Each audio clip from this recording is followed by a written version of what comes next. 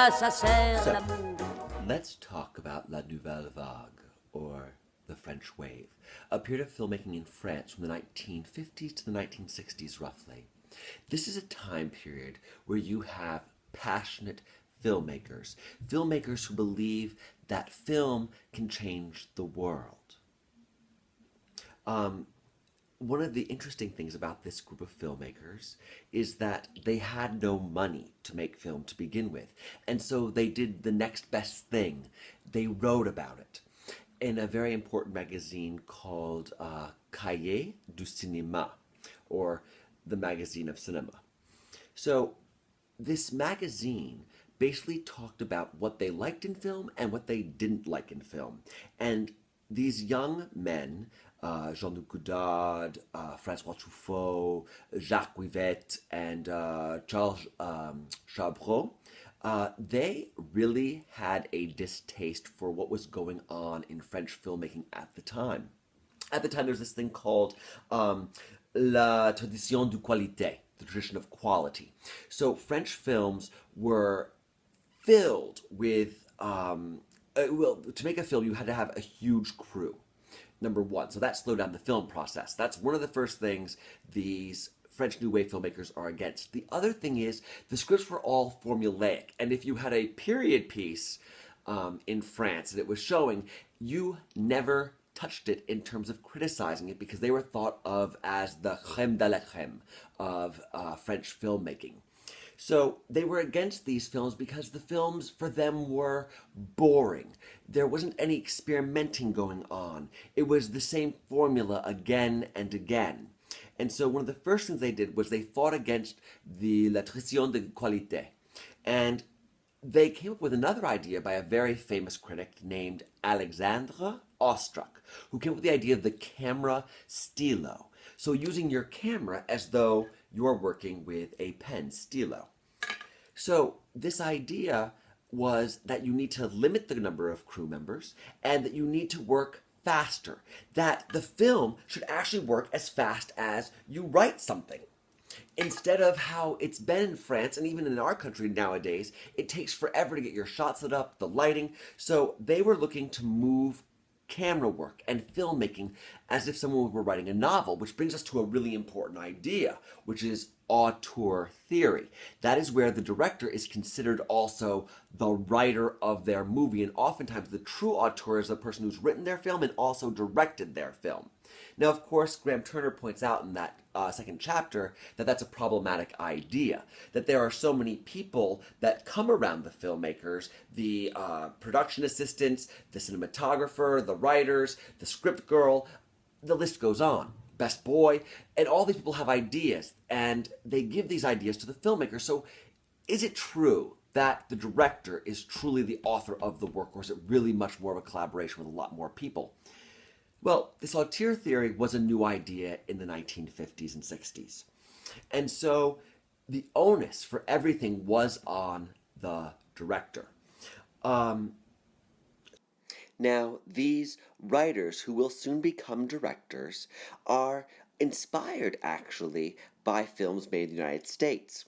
They're inspired by Orson Welles and Alfred Hitchcock, because they see, especially with Orson Welles, he's doing new things with story and with filmmaking, and I would say he's probably more inspirational to Jean-Luc than maybe the others, whereas Truffaut, who really loved a very clean-looking film, was much more on the Alfred Hitchcock side. Who are these directors of the French New Wave again? We have Jean-Luc Godard, who is very famous for his film Breathless. Jean-Luc was actually the last of the French New Wave directors to get his first feature-length film shot, which was Breathless.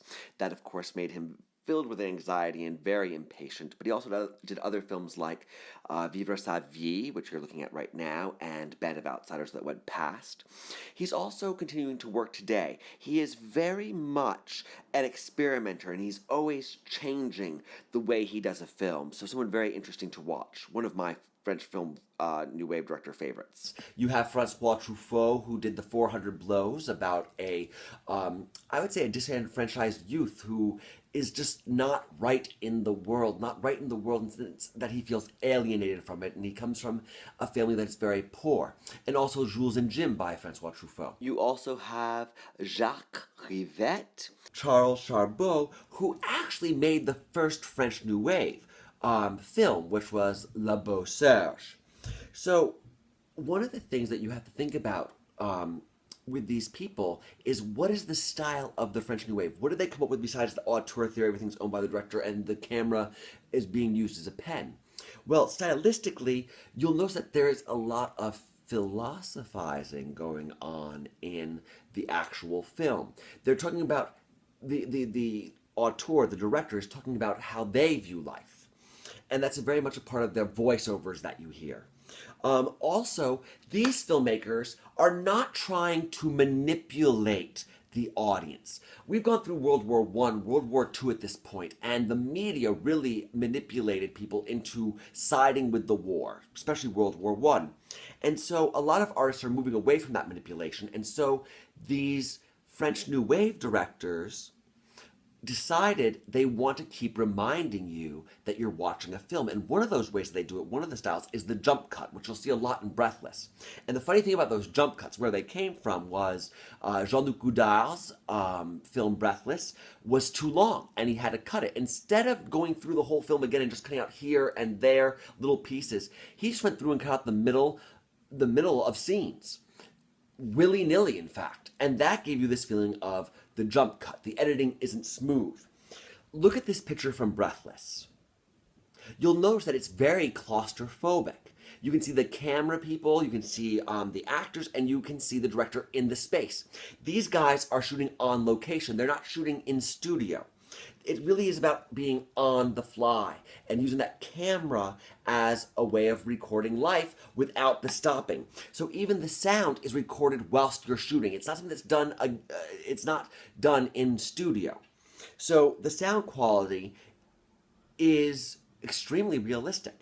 One of the things that Andre Bazin talked about, I think one of these things the directors grabbed onto, was the idea of less manipulation and no editing, or less editing, and really going for the long take.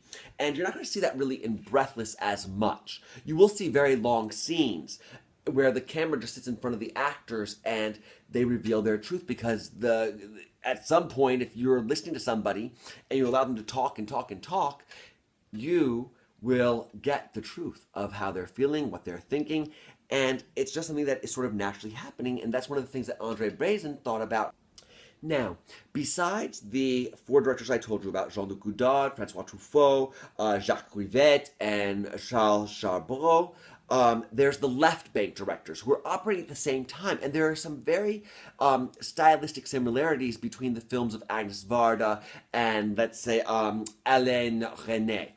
I also threw into that left bank directors Jacques Demy, who was married to Agnes Varda. He started in film much earlier than she did, but they were very much in love, and you can see that his style plays on her and her style plays on him, so I include him in that left bank directors of this time. But what makes the left bank directors unique is that they were actually collaborating with famous novelists and other artists at the time, where Godard and Truffaut, they were really pulling stuff from themselves. So the left bank directors, Agnes Varda, Jacques Demy, and Alain Resnais. You'll see very similar styles with jump cuts and this, camera stylo. I hope you don't forget that idea. And that just gives you sort of a quick overview of the French New Wave. After this video, there are 2 more videos that have been shot about the Nouvelle Vague, and I highly recommend that you watch them.